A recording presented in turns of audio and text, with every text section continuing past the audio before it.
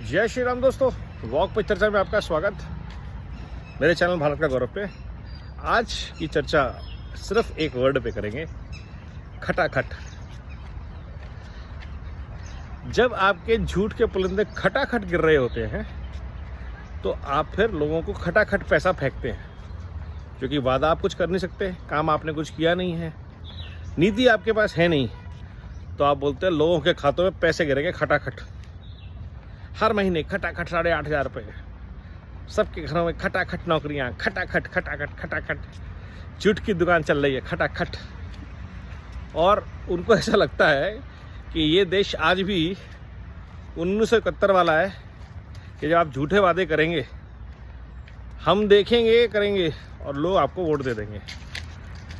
देश वादों से बहुत आगे निकल चुका है।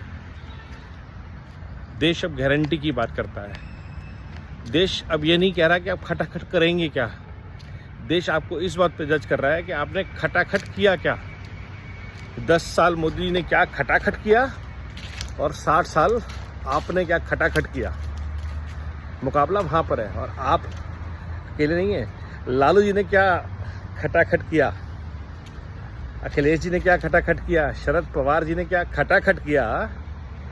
ये खटाखट भारत की आंखों में बहुत दिन से खटक रहा था, लेकिन कभी कोई ऐसा मौका नहीं मिला देश को कि विकल्प चुन सके धर्म, क्षेत्र, जाति के आगे या लूट झूठ और फूट की राजनीति के आगे। 2014 में विकल्प मिला और देश ने उस विकल्प चुना। उस विकल्प ने बहुत अच्छा काम किया, देश ने उस विकल्प को 2019 में फिर चुना और खटाखट विकास हुआ। खटाखट एम्स बने, खटाखट हाईवेज बने, खटाखट IITs बने, खटाखट मेडिकल सीट्स बढ़ गई, खटाखट देश ने कोरोना से लड़ लिया, खटाखट देश आत्मनिर्भर हो गया, खटाखट वोकल फॉर लोकल चल पड़ा, खटाखट मुद्रा लोन बट गए, खटाखट उज्ज्वला से घर घर गैस का कनेक्शन पहुंचा, खटाखट हर घर नल से जल पानी पहुंचा, खटाखट भारत स्वच्छ भारत हो गया, खटाखट राम मंदिर बन गया। जब इतनी खटाखट और ऐसी खटाखट लगातार हो रही है, खटाखट मोदी जी उद्घाटन कर रहे हैं चीज़ों के, और जो मोदी जी ने वादा किया कि जिसका शिलान्यास मैं करूंगा उसका उद्घाटन भी मैं करूंगा, देश ने इस पर खटाखट विश्वास किया क्योंकि देश को खटाखट रिजल्ट मिले। तो जब EVM पे खटाखट होगी तो आप बोलोगे EVM हैक हो गई, और EVM हैक होने का मतलब क्या है? खटाखट, everyone will vote for Modi ji. ये बात आपको अभी भी समझ नहीं आ रही और अभी भी आप लूट झूठ फूट की राजनीति प्रपंच में लगे हुए हैं। ये नहीं हुआ, ऐसा नहीं दिख रहा, वैसा नहीं दिख रहा। ऊपर उठिए इन चीज़ों से। आप जीत तो नहीं पा रहे हैं, एटलीस्ट लूज ग्रेसफुली।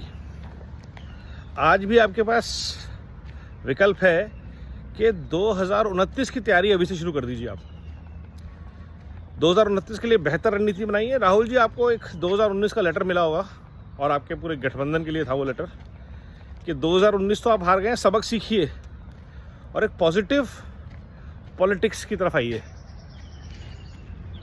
देश बढ़ता है, संस्कृति संस्कार बढ़ते हैं। एक किताब में की तरह 400-1400 साल पहले फंस के मत रह जाइए, इवॉल्व कीजिए।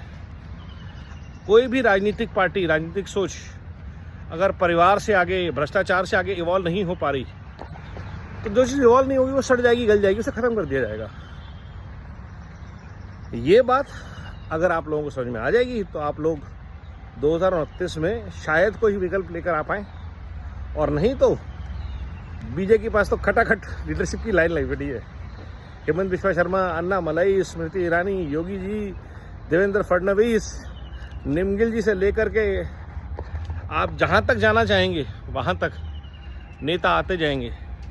तेजस्वी सूर्या, आप नाम लीजिए। Young leaders who are ready for next 20-30 years, वो पाइपलाइन भाजपा ने तैयार कर ली है, खटाखट। तो अब ये खटाखट से काम चलेगा नहीं। खटपट तो देश की ऑलरेडी आपसे हो चुकी है और देश की आंखों में आप खटक रहे हैं। सुधर सकते हैं, सुधर जाइए, वरना 4 जून को जब खटाखट होगी, खटखट खटखट खटाखट खटाखट खटाखट खटाखट 400 पार की नंबर आएगा तब पूछेंगे आपसे कि भाई असली खटाखट समझ में आई, देश नहीं बिकने वाला इस बार। समझिए, सोचिए, जागिए। वंदे भारत, वंदे मातरम, नमो भारत।